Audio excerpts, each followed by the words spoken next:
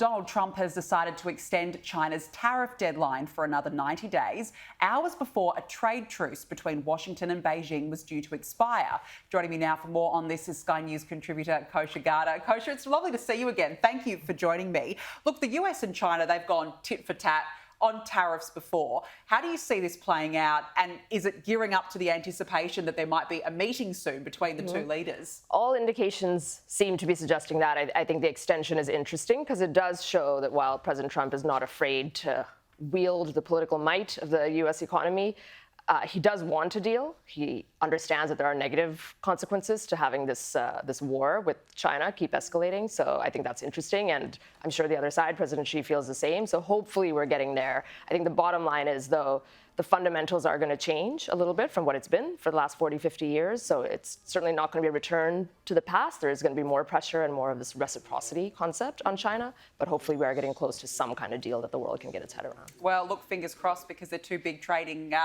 nations for the world. So let's see what happens. Let's move on. European leaders are demanding Donald Trump tell Vladimir Putin that Ukraine's interests must be defended and Europe's security mustn't be compromised when the pair meet later this week for that very important, highly anticipated peace summit, Kosha. How much is the EU bloc's cooperation, as well as the UK's actually, crucial to safeguarding American interests in Ukraine? Does there need to be a level of give and take somewhere here? This one is interesting because there is the Russia-Ukraine agreement, and that's kind of the core of this meeting. But there is so much more to it as well. The fact that it's happening in Alaska, which has historical significance both for Russia and the US. They might be discussing shipping lanes and energy and an off-ramp for Russia away from this escalatory situation. So there's a lot that I think Trump and the Trump administration is working on that includes but extends beyond the Ukraine conflict. So when you look at it through that context, the Europeans kind of get boxed out a little bit. I think there are, I'm sure, calls taking place behind the scenes. President Trump understands what they want, what their position is, but he is America first. And insofar as Europe's interests fit in his America first framework, great. When they diverge, he will be America first. And if that means Europe having to swallow some medicine that maybe they weren't expecting or won't like to swallow, they are probably going to have to. They're probably going to have to. Well, yeah, look, I think all eyes will be on that meeting. It's D-Day. It's D-Day for both Russia and Ukraine. So let's see what happens. I want to move on to Palestine now. My colleague James Morrow has pointed out in the Daily Telegraph today that Anthony Albanese's decision to recognise a Palestinian state is more evidence that Labor is tilting Australia's foreign policy towards the EU and away from the US, even as our need for a strong American alliance is greatest. Kosha, do you think this is the case? I mean, Albo can't even get a meeting with Donald Trump at the moment, but do you think that this is indeed part of a bigger policy shift? It seems like it. It's now 140 countries or so that have either signed on to this two-state solution or indicating that they will. The US is more and more out there, kind of on a limb by themselves, obviously the strongest ally over here, where the current administration does not support that. They kind of dismiss this thing as highly symbolic in nature, which is true. It's more just a statement, but symbolism does have value. Things can be undone with future administrations. The US has evolved its position on this. Under Clinton, Bush years, Obama, Biden, they were more favorable to the two-state solution. So this is really the Trump administration has veered away from that and thinks it's prohibitive to getting some kind of peace, given the current context over there.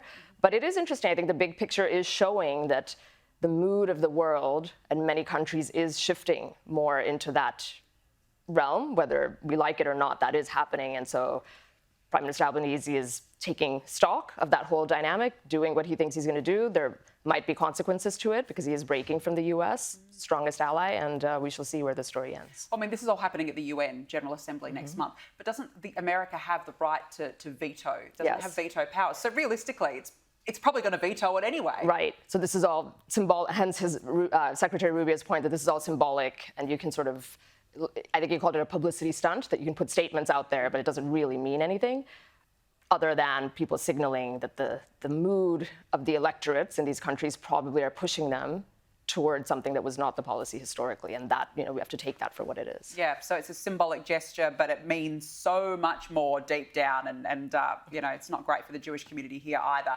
Look, let's move on. A pro-Palestinian group has vowed to take its fight to shut down Brisbane's Story Bridge for a mass protest to court if needed after police flagged security and safety concerns. Justice for Palestine has also begun preparations for the major rally, despite not yet getting the green light. Kosha, we saw this weeks ago here in Sydney. The protesters didn't get the green light. They took it to court. They won at the 11th hour, hijacked the Harbour Bridge. The terror flags were being waved. It was an embarrassment. The pictures went worldwide.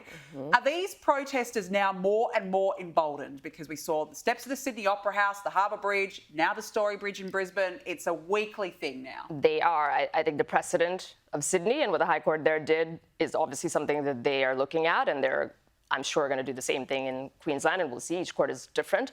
But it's striking to the heart of taking advantage of the laws in free countries like Australia that do protect the right to peaceful assembly, but they're using it for a cause that not everybody is sympathetic to. There are people who are sympathetic to it, but when you block traffic and take over iconic landmarks for something, they're not exactly the most sympathetic figures, even if people have sympathy for the humanitarian crisis and things like that over there. So it is interesting. I think it's an example of multiculturalism.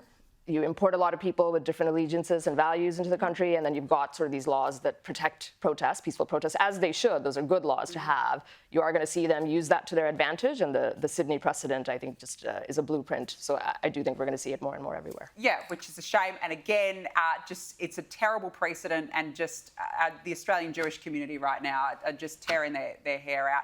Now, look, this is interesting. CNN is reporting that Google searches for Epstein are down 89% from just 3 weeks ago. Have a look at this.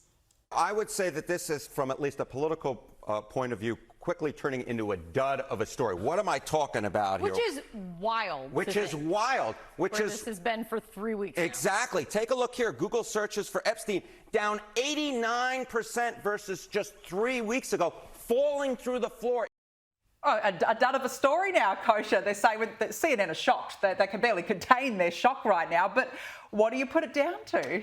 They say a week is a lifetime in politics, and maybe we're seeing that. There's so much coming out of this administration. They call it the flood the zone strategy, just news and everything we just talked about right now in this segment, and then 100 things on top of that. So there's just so much going on that when you're trying to save the world and the world is on fire, so to speak, a story does eventually diminish. It is interesting, though, because the Epstein story is about so much more than just Epstein, the character. It really goes down to transparency and the government, the perception that the government covers things up or protects powerful people and all of that. That, I think, remains a very potent strain in the electorate. A lot of people are very angry about that in all sorts of contexts, from the way COVID was handled to all sorts of other things, and this kind of symbolizes that. But I think the story itself, we have bigger fish to fry, is what this poll is saying, and it is interesting that the Google search results are down 89%. That surprised me. It's incredible. Well, you know what?